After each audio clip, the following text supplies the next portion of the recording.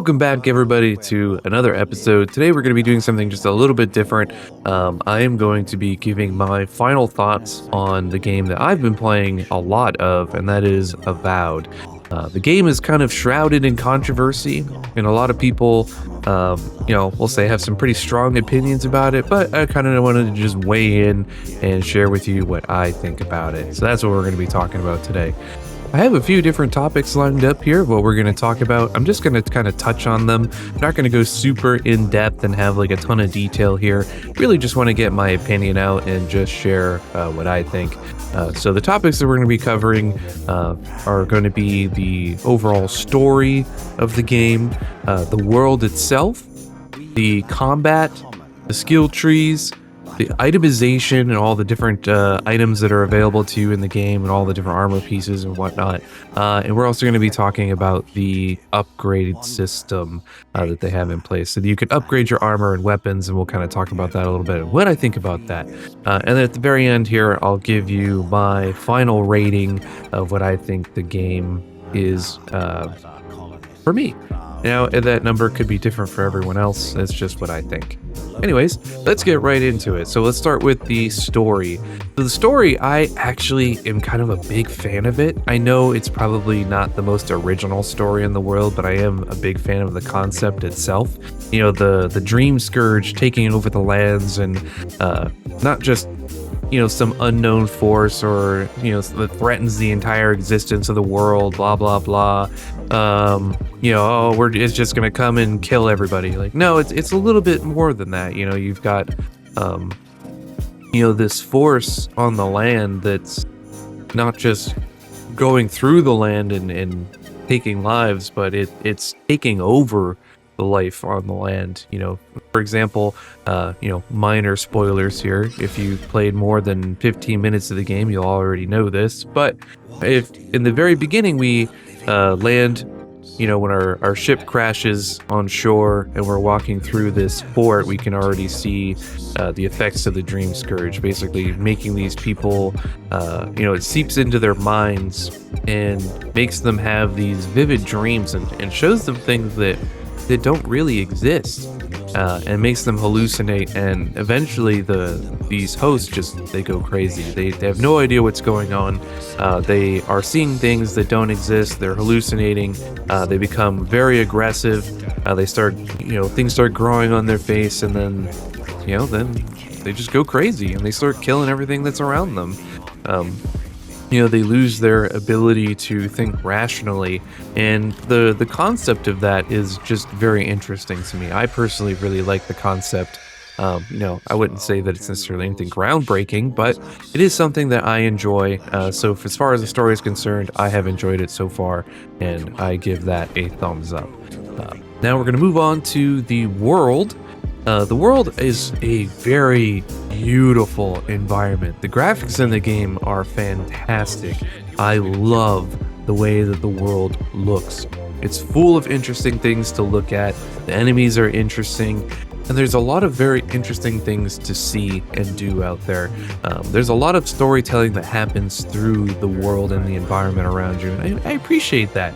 The one gripe that I do have about it is it seems as though, as you start clearing out more enemies, I don't know if they ever respawn. They may have a respawn timer, but I haven't noticed it yet.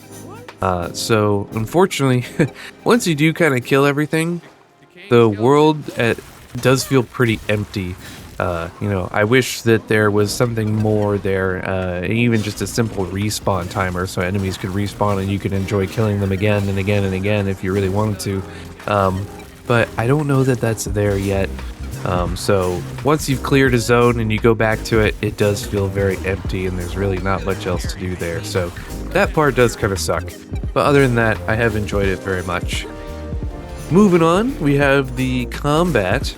The combat is honestly, I think, the highlight of this game. It's so buttery smooth. It feels good. It feels visceral. There's plenty of options available to you between guns, bows, magic, different types of melee weapons. You can dual wield. You can not dual wield. You could have a shield and a dagger. You could have a book or a grimoire and an axe. Like, the combinations are endless. It's really up to you, and I think they really give a lot of player choice here, which is fantastic to see. I don't care what anybody says, the more player choice that is available, it's only good for the game. The more that people can kind of theory craft and come up with their own strategies and enjoy the game the way that they want to is good. It is just flat out good for games in general, especially RPGs. And I think that's something that Obsidian does extremely well here. The stealth mechanics are great. If you sneak up on an enemy, you can stealth kill them, or maybe not even stealth kill them, but do a significant amount of damage right off the bat, which feels really good. These stealth mechanics are good. Being spotted, hiding away in the brush, all that feels pretty good. The combat is by far the highlight of the game. And if that's something that's important to you and that's something you enjoy, then you're probably going to like the combat in Avowed. So that's definitely how I feel about that. Next up, we're going to take on the skill trees. The skill trees are something else that I actually particularly enjoy. They are a little bit limited in what is available to you, but I will say that every perk point that you spend feels very impactful. There's large bonuses to be gained in there. There's a lot of things in there that may seem kind of small, but when you actually assign the perk point and you see what the ability does, it often has a bigger impact than you think it does. And I think that's nice because the game only has so many skill points available to you, so you want every perk point to be impactful and noticeable, and I think they do a pretty good job with that. Obviously, they could expand on the skill trees a little bit more. If they had a couple more skill trees with some more options, more like hybrid type stuff, that would have been very cool. Although limited, it is very good for what it is, and I particularly enjoyed it. So I will be tinkering around with some new builds. I kind of have some ideas of some things that I want to try, and I think there's enough variety there for at least a handful of different playthroughs, which is exciting. Next, we're going to go on to the itemization and all the different items and uniques in the world. Obviously, I'm not going to sit here and cover every single one of them. This is just for review purposes, so I'll just kind of talk about the things that I saw. But there were definitely some interesting uniques that we found in the world. Some of them were, a little bit more basic. Like, I think I found a pair of boots or something that gave me some movement speed, which doesn't sound like much, but it's actually very useful if you're in a melee class. We also found another ring with a very interesting, unique quality where you would slowly regenerate your health whenever you were wet. I'll just let that sink in for a second. Just be wet and you heal. You'll heal up, full health. It creates these unique situations where you could even just be fighting in water against certain enemies, and you'll just be slowly generating health throughout the entire fight. Like, you are effectively buffed for that entire fight. And if you were the type of person to just absolutely min-max your playthroughs and you're like, I don't want to waste food just to recover health after a huge fight, you'll stay in a freaking river for 5 minutes. You'll be full health. And the thing is, and that's an exaggeration, but it doesn't even take 5 minutes. It's actually much faster than that. And it's really useful. It's a very useful ability, and I like that. Additionally, there was another ring that I found where it did, I think this one actually kind of blew up on Reddit a little bit, causing some deaths that people weren't aware about. But there was a ring that increased your damage by 35%, but also reduced your damage reduction on yourself by 100%. It means you were sitting there taking double damage, probably even more than that, because all of your damage reduction was just gone, which means you were going to take some hits and you were probably going to go down a few times. And some people might be sitting there and be like, oh man, well, what the heck? That's a really terrible ring. Why would I want that? Yeah, it's a lot of damage, but I'm just going to sit there and get freaking wrecked all day long. And for a lot of people, that's probably true. But if you think about it mechanically, if you were mechanically inclined and able to just dodge the damage, which most of it you can, pretty much all of it you can, honestly, if you play well enough. That ring is just a flat 35% damage buff for melee. That's huge. If there was going to be like a speed run or like a no-hit run of Avowed, I guarantee you that ring would be one of their top choices, just flat out. Because people that do the speed runs and these kinds of things, they don't take damage unless they want to take damage. That 35% damage buff is going to be huge for them. So seeing things like that is actually really cool. Now, you know, it's worth noting that I've only gotten through Dawn Shore at this point in time, so I've only seen like a small portion of the game overall. But the things that I have seen have been very cool, and I'm sure that there's even more interesting things throughout the rest of the game as well. So very cool to see that. Anyways, now we're going to go over to the item upgrades, the upgrade system.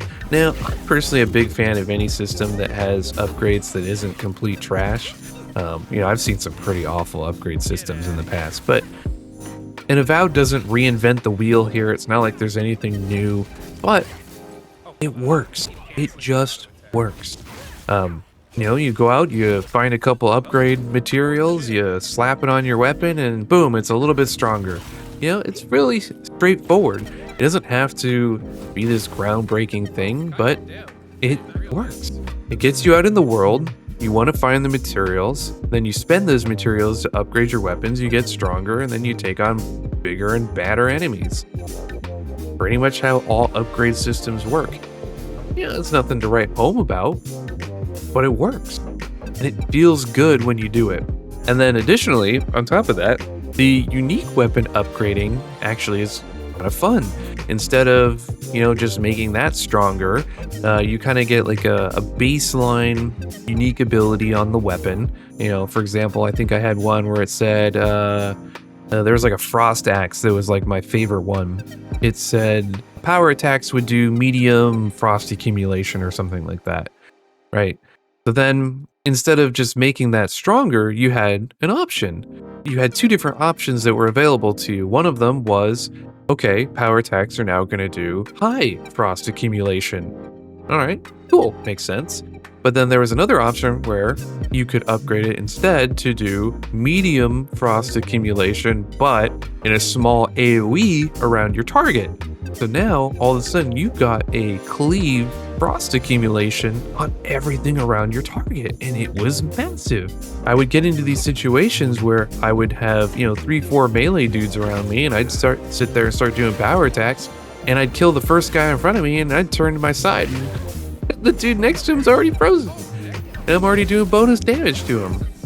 Like, things like that. Again, more player choice is just good for the game, and I like that that was there. That's kind of up there with the combat for me.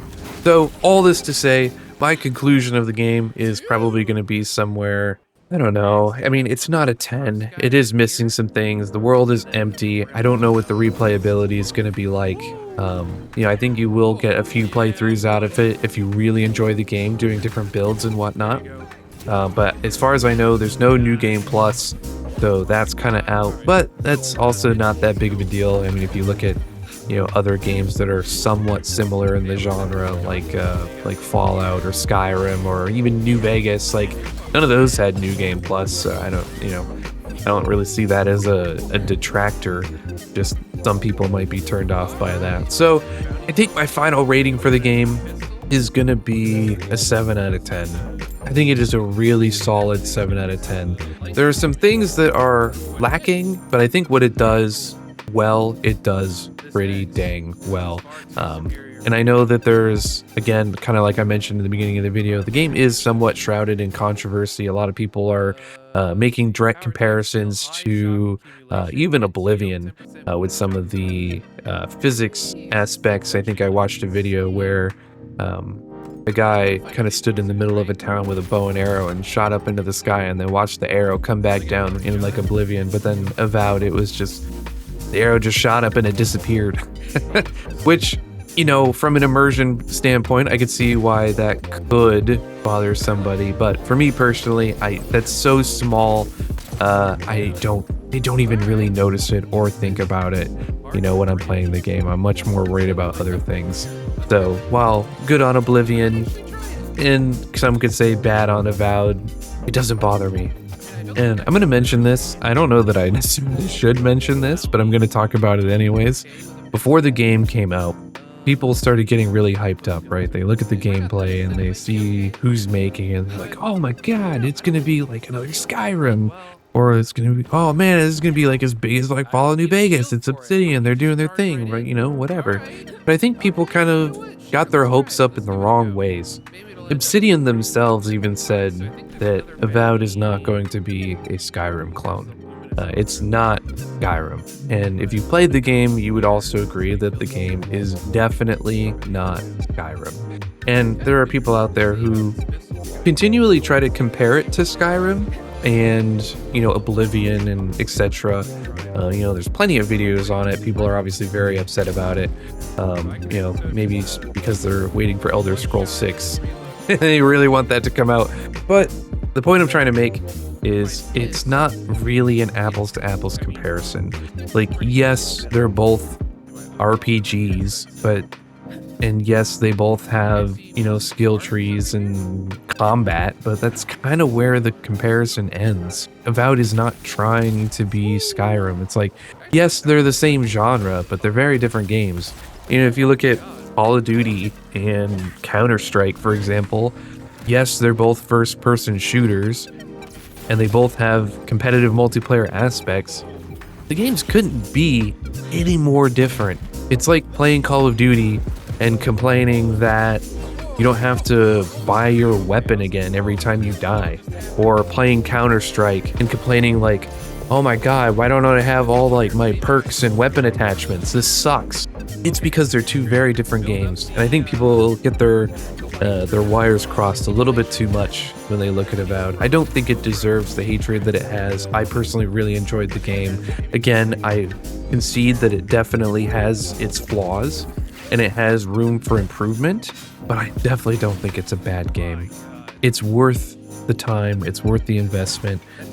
You know, if you're worried about the full price tag, you know, definitely get it on sale. I don't think you're gonna regret it.